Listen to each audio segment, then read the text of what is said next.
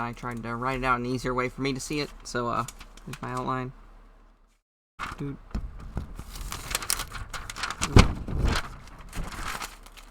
Okay. 37,085. That is the number of homeless veterans in 2019. Today, I'm here to persuade you to hopefully take actions to help homeless veterans. Hello, my name is Daniel Maniscalco. I'm 21 years old, and I'm going to college to get my mechanical engineering degree. I find this important because I don't think I would be able to be here speaking to you about this without those same men and women who put their lives on the line trying to protect this country. So, to start off, we gotta see how did they become homeless, in my mind. So the National Conference of State Legislatures said that PTSD correlates with homelessness. So while they're out there serving, they suffer brain injuries, and it causes them to not function as highly as they normally would, which then creates homelessness.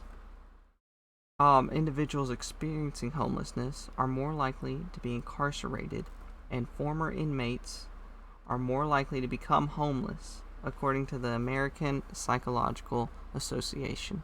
So it'll just be a big cycle. If they're homeless, they're more likely to go get arrested. Then after they get out from being arrested, then they'll just be homeless again, which then will get them arrested again.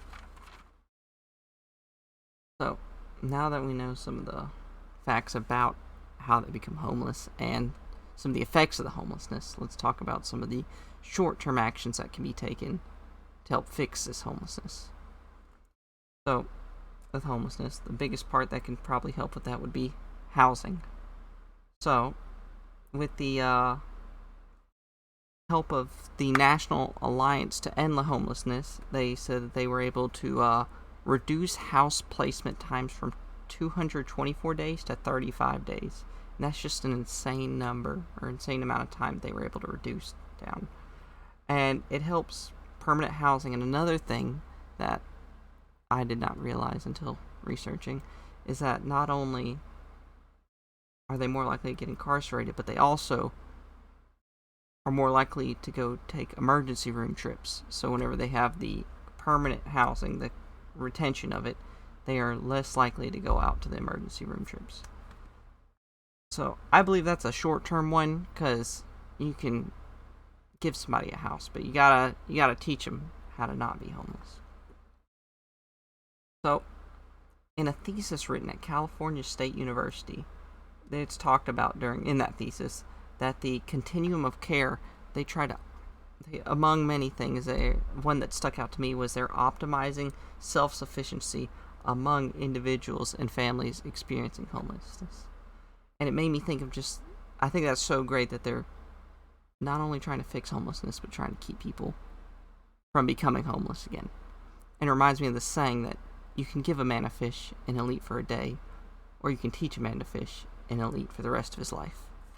And I believe that's kind of a good mentality to have with it. So, I want to conclude this speech with another statistics. So the suicide rate for homeless veterans in a study was 15% to 46% in the veteran's lifetime. So, I don't want you to give your money to an organization. It would be generous, but I'm not going to ask you to do that. Only thing I would ask is maybe you just take your time to go to a shelter. Because maybe if you were able to go see a veteran, it would lower that number, because 46% is pretty high. So, I hope that maybe I could have persuaded you to go out and maybe visit some homeless veterans and help reduce that suicide rate. Thank you. Have a great rest of your day.